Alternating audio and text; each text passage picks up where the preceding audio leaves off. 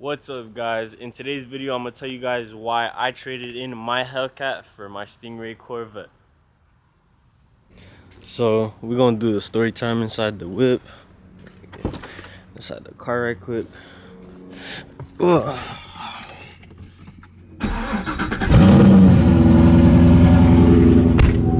now that I got my camera set up, we're gonna get into the story time why I traded in the Hellcat for this Stingray Corvette. First of all, before we get started with the story time, make sure you guys like, comment, and subscribe if you haven't already. Make sure you hit that bell for notifications. We're gonna attempt a 30-day vlogmas, man, for Christmas, December. I'm gonna try to drop a vlog each day, drop content for you guys daily. I think attempting to do this is gonna help me be more consistent with YouTube, so stay tuned for all that. 30-day vlogmas. This is gonna be day 2, so let's get into it. So the reason why I traded in my Hellcat for my Stingray Corvette is simply because I wanted to take drifting way more serious. So I went through hell with my Hellcat trying to make it a drift build. I bought the TR6060 transmission, I bought an upgraded clutch. I bought those two things. I had it sitting in my garage and I was trying to find people to do the work for me. Nobody wanted to do the work for me because it had custom PCM tuning. They were charging way too much just for labor when it was a simple job, and I didn't really know how to tackle it myself, so it was a big process behind that. Also, I had to get a custom drive shaft fitment. If you want to do the swap, all you need is a custom drive shaft fitment to fit, because the Charlie Hellcats that come with the manual TR6060, if you want to put it in a Charger, obviously it's not going to fit because this drive shaft is made for a Challenger chassis, so it's not going to work.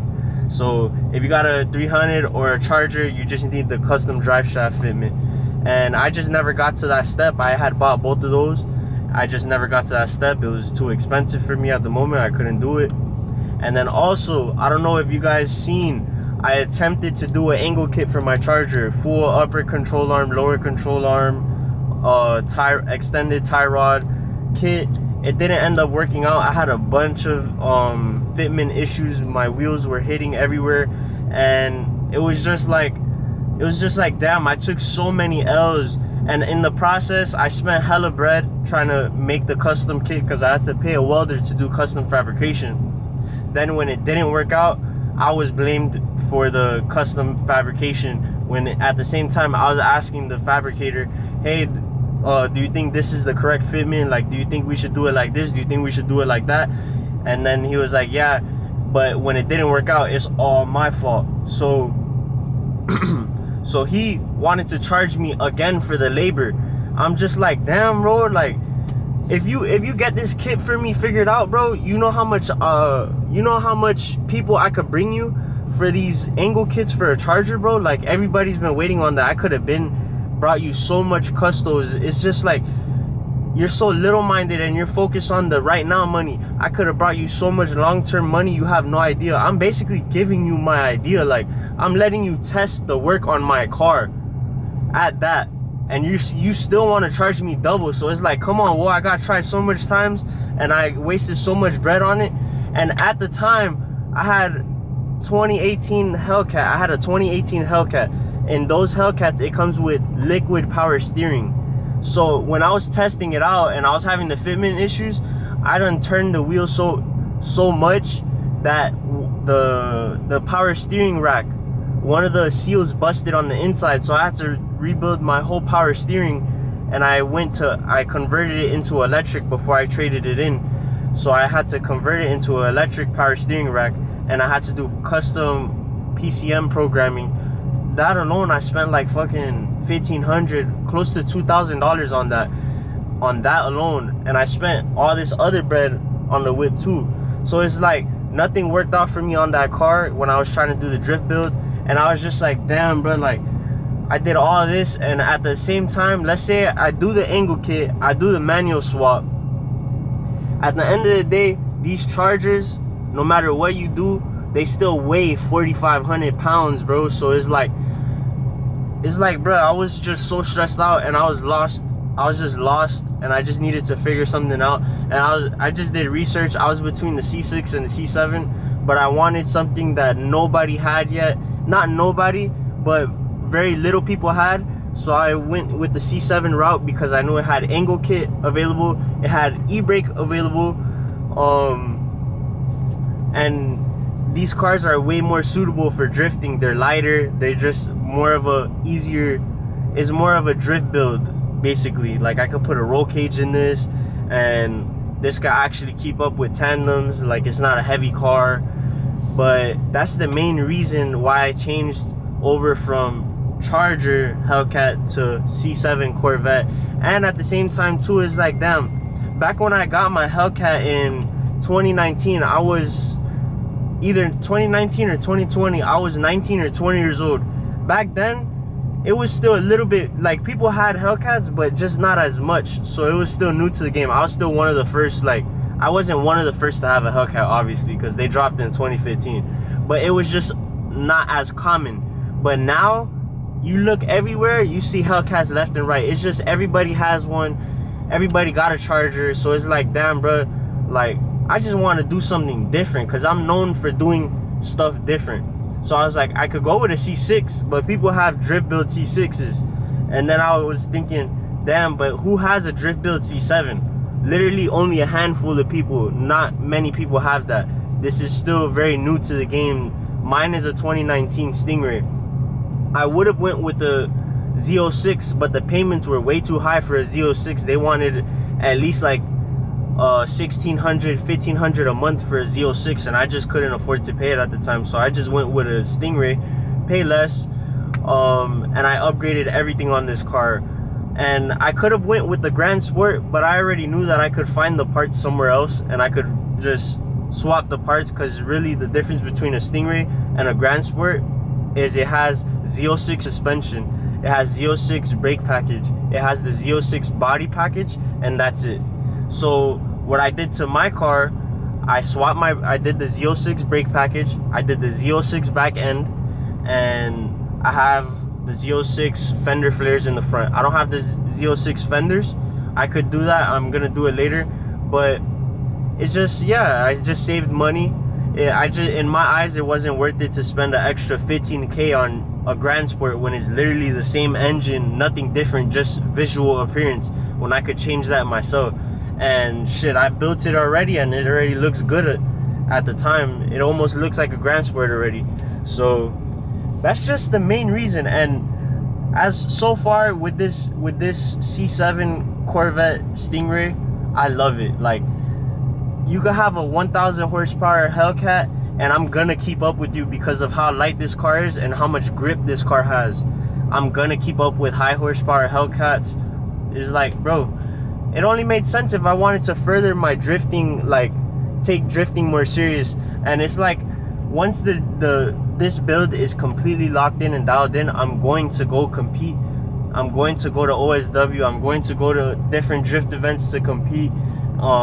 I had to go full roll cage. I still have some steps that I need to figure out before I'm able to go compete.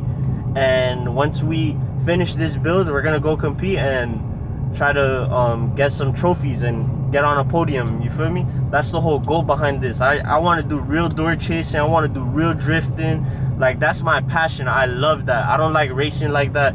Racing cool and all, but ain't nothing like drifting, in my opinion. Anybody that says they don't like drifting, they only don't like drifting because they haven't learned how to drift. Once they learn how to drift, I promise you they gonna say drifting is way better than racing, because racing is boring, in my opinion, bro. You go in a straight line, yeah, it's cool, you're going fast, you feel me, but ain't nothing like going sideways at 70 miles per hour, 90 miles per hour. Ain't nothing like that, bro. But I just feel like I owed you guys an explanation why I did the swap. I know everybody misses me in a Hellcat, and I'm gonna double back on a Mopar sooner or later. I either want the TRX or I want a Trackhawk. Those are the two main cars that I want to get later on in the future. Or if anything, I might get a Charger again. I don't know, but it wouldn't make sense to get a Charger, in my opinion. I would get a TRX or a Trackhawk before I get a Charger. So yeah, this is just a little story time for you guys, and stay tuned for all my videos. We're gonna do 30-day vlogmas, like I said earlier in the video. It's gonna be a tough little rodeo. I don't know if I could do it. I'm gonna try my hardest to do it for y'all. I swear I'm gonna try my hardest. But the Corvette has been good so far. I just been battling these issues with the cooling system, and once I get my cooling system figured out, I'm gonna do a cam job to this car to wake it up a little bit. Cam E85. I need to cam this thing already, bro.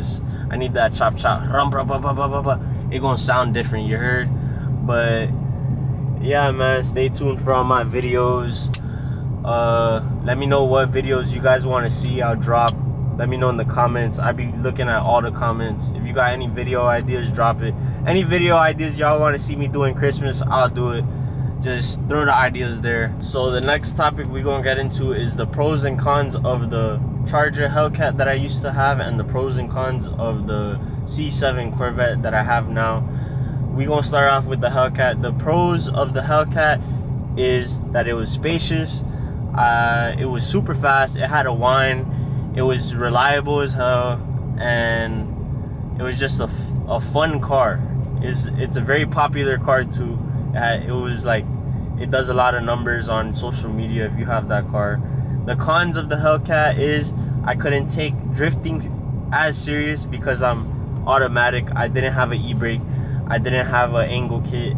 I was way too heavy. I can't keep up with actual drift cars because I've attended drift events in the Hellcat, and there's no way I could keep up with those drift cars. And that was just basically it with the Hellcat. The pros and cons of the C7 is, the pros are, this could be a full drift build. I have angle kit, I have e-brake, I could do full roll cage. The weight isn't an issue. I could make this car fast. This car has a lot of grip. The weight distribution is A1 on this car. The weight distribution is 50-50 because the engine is in the front and the transmission is right back here. It has a torque tubes. Usually the transmission be right behind the engine, but not on Corvettes. The transmission sits in the back of the car, and the torque tube runs to the front.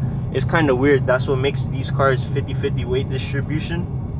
And the cons of this car is that it's super small on the inside. It's not a family car, only one passenger seat. At the same time, all I have is my girlfriend, so I don't really have a family right now.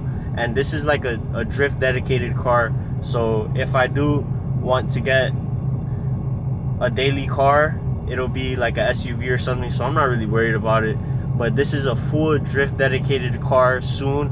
I'm in the process of building it, and that's just the pros and cons of the Hellcat and the C7. Overall, I love this car. It is mad uncomfortable to drive this car. There's no space in here, but hey, it's a drift car. What can I say? You can't get the best of both worlds. But I love Corvettes. I really have always loved Corvettes. I'm in love with the C6 Corvette, the C7 Corvette. Dope as fuck. I love this car. And just stay tuned. I'm gonna wrap this whip. I'm just trying to figure out all the issues, like the cooling issues. I want to cam it. I want to handle any engine work.